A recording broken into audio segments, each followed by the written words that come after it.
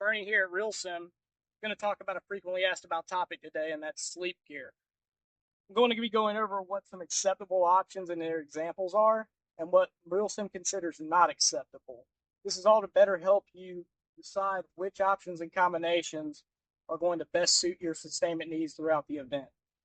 The most important factor to consider when deciding what type of gear to bring is going to be the weather. Ask yourself, where's the event located? What type of weather, as far as temperatures to expect during that portion of the year? What's the average rainfall expected for that time of the year?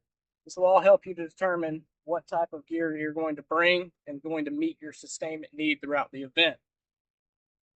Some examples of acceptable sleep gear in different situations would typically be the sleeping bag. I have two examples here. One is a summer bag and the other is a winter rated bag. It's important to know what your bag is rated for to make the correct choice that's going to keep you warm when you need it the most. For instance, this bag on my left is going to be rated for roughly around 40 degrees. The one on the right, when put inside of its bivy system, should protect you down to near freezing, if not more, depending on what other sustainment gear you're using. But that's a good option in general.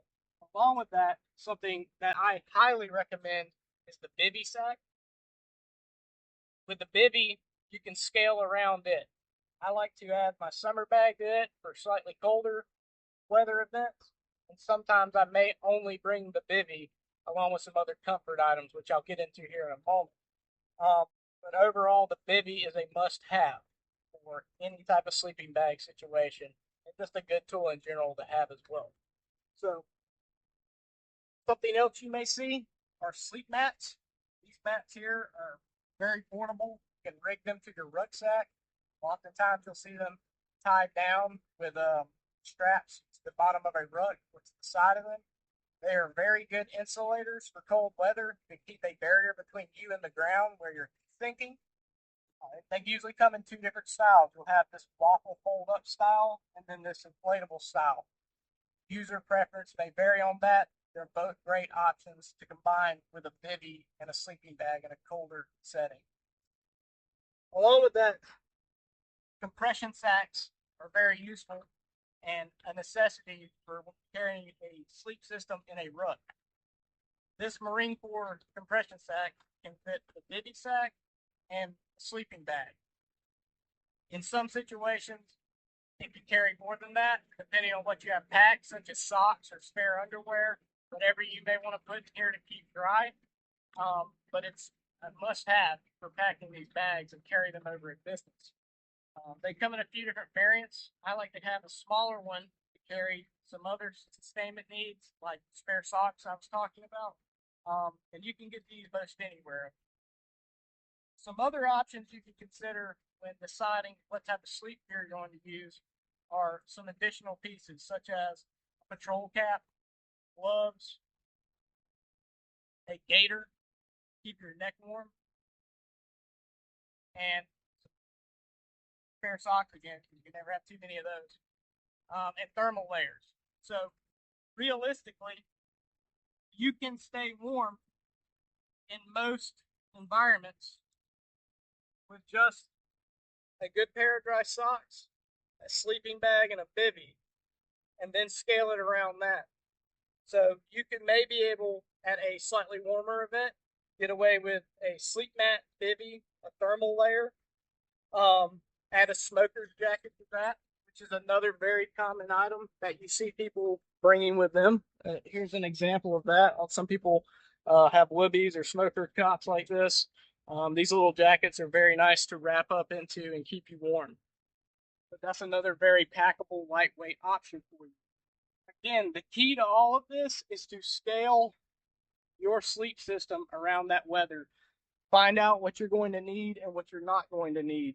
And you're going to thank yourself for not having that extra weight or that extra space taken up in your ruck because of that.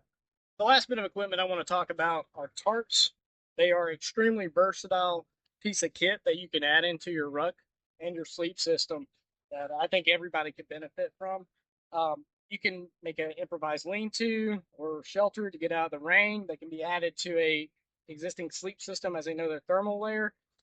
They're just a great bit of kit all around, and they pack down very small and lightweight. So if you can afford the room in your ruck, I highly recommend it. They even make some variants of these that you can find online with hoodies built in that button up down the middle and can be deconstructed. So they double as a poncho and a tarp. So I highly recommend one of these.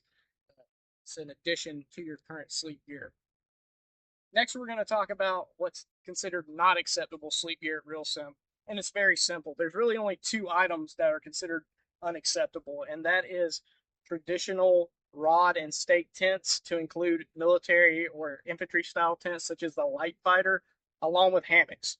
The reason being, they take a minute to set up, they take a minute to take down, they generally need a decent area to be sat up, and along with that, they hinder your and the unit's combat effectiveness. And as an example, you're asleep, you hear a loud boom, you wake up, you're trying to gain situational awareness, you're trying to don your kit, you're trying to communicate, all while trapped inside of a tent or trying to roll out of a hammock, right? Um, Point blank, those are the only two things that we don't consider acceptable. With the examples given earlier, there really is no excuse for you not to have your sustainment need met if you have prepared properly. And that is the key there. And to wrap up, at RealSim, you're likely to only get a few hours of sleep at a time. It's very important that you make the most out of that time. So, with that being said, it is important to test your gear. It is important to plan out your gear. Know how it works, know how to implement it quickly, know how to put it away quickly, to make the most out of that downtime as best as you can.